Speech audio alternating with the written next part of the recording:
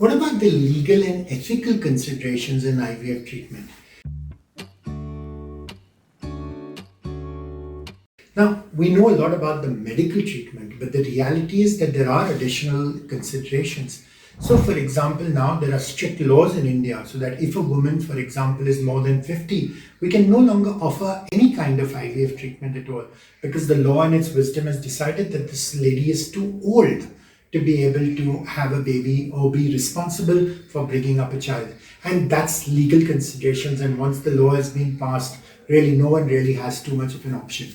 Is it a fair law or not is a completely different set of questions, completely different set of answers, and whether I personally agree with it or not, or whether you do is completely immaterial and irrelevant. Because if you live in a country, you can't break the laws, or if you do try to break the laws, there will be consequences. You need to understand that.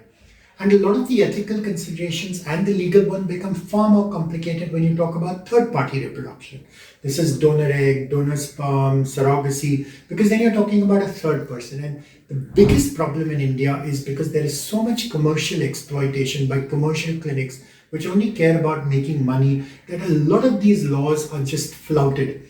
The law says that all egg donation needs to be altruistic, that surrogacy needs to be altruistic. But the reality is no woman is ever going to donate her eggs unless there is something in it for her. And that's equally true for surrogacy, which is a result of which the entire problem has now gone and created an underground black market, which just makes a bad situation worse because good doctors don't offer these options anymore and the bad doctors make even more money and they exploit all these poor, ignorant egg donors and patients. So I think a lot of this has become a mess, and unless you're proactive and you speak up, things will just get worse.